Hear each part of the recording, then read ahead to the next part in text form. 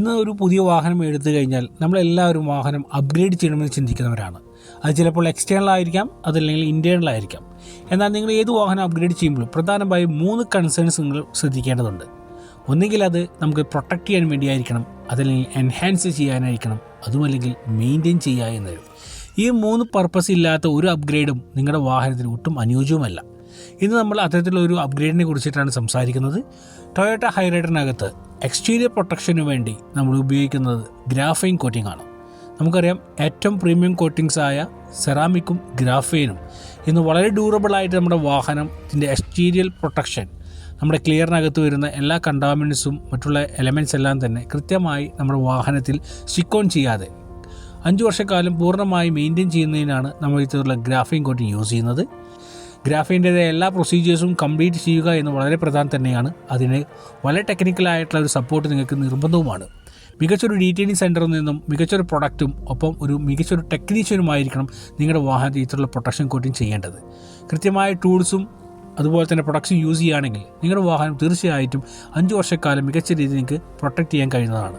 എന്നാൽ വളരെ ശ്രദ്ധിക്കണം, നിങ്ങളുടെ വാഹനത്തിൽ പ്രൊട്ടക്ഷൻ എടുക്കുമ്പോൾ കൃത്യമായ ഇടവേളകളിൽ നിങ്ങൾക്ക് മെയിൻ്റനൻസ് ലഭിക്കുന്നുണ്ടോ എന്നുകൂടും പൂർണ്ണമായി ശ്രദ്ധിക്കണം. 6 മന്ത് കൂടുമ്പോഴാണ് നമ്മൾ ഈ വാഹനത്തിന് മെയിൻ്റനൻസ് പ്രിഫർ ചെയ്യുന്നത്. അത്തരത്തിലാണ് നമ്മുടെ ഈ വാഹനം ട്രോപ്പിക്കൽ ക്ലൈമറ്റിലെ എല്ലാ ചലഞ്ചസിനെയും മറികടന്നുകൊണ്ട് കൃത്യമായി 5 വർഷക്കാലം നമുക്ക് കസ്റ്റമർക്ക് കൃത്യമായ രീതിയിൽ അത് മെയിൻറ്റെയിൻ ചെയ്ത് കൊടുക്കാനും പറ്റുക. അപ്പോൾ നിങ്ങൾ ചെയ്യുന്ന ഓരോ വർക്കും പ്രൊട്ടക്റ്റ് ചെയ്യുന്നതിനൊപ്പം മെയിൻ്റനൻസും നിങ്ങൾക്ക് ലഭിക്കുന്നുണ്ടോ എന്ന് തീർച്ചയായിട്ടും ഉറപ്പുവരുത്തേണ്ടതാണ്.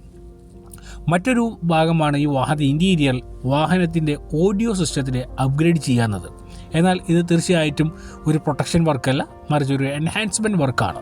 നിലവിലുള്ള ഓഡിയോ ക്വാളിറ്റി എൻഹാൻസ് ചെയ്യാൻ വേണ്ടിയിട്ടാണ് കമ്പനി OE സ്പീക്കേഴ്സ് നമുക്ക് റിമൂവ് ചെയ്തുകൊണ്ട് റോക്ക്ഫോർഡിൻ്റെ ഹൈ എൻഡ് സ്പീക്കേഴ്സാണ് നമ്മൾ ഈ വാഹനത്തിൽ ചെയ്തു കൊടുത്തിട്ടുള്ളത്.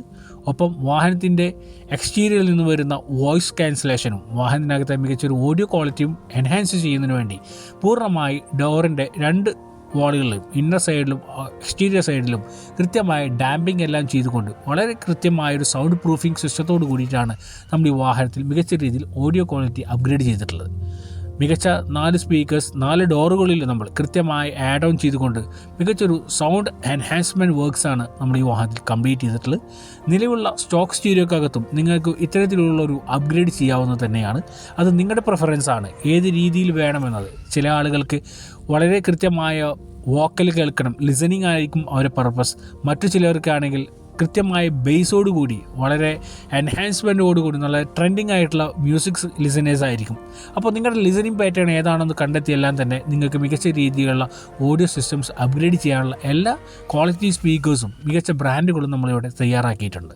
അപ്പോൾ നിങ്ങളുടെ വാഹനത്തിൽ ഇത്തരത്തിൽ നിങ്ങൾ അപ്ഗ്രേഡ് ചെയ്യുമ്പോൾ ആദ്യം പറഞ്ഞ ഈ കാര്യങ്ങൾ കൃത്യമായി പരിശോധിക്കുക. ഒന്നുകിൽ നിങ്ങളുടെ വാഹനത്തിൽ ഓരോ അപ്ഗ്രേഡും അത് നിങ്ങളുടെ വാഹനം പ്രൊട്ടക്റ്റ് ചെയ്യാൻ വേണ്ടിയായിരിക്കണം, അതുമല്ലെങ്കിൽ അത് എൻഹാൻസ് ചെയ്യാൻ വേണ്ടിയായിരിക്കണം, അതുമല്ലെങ്കിൽ മെയിൻ്റനൻസ് പർപ്പസിന് വേണ്ടിയായിരിക്കണം. അപ്പോൾ മറ്റൊരു വീഡിയോയുമായി നമുക്ക് വീണ്ടും കണ്ടുമുട്ടാം.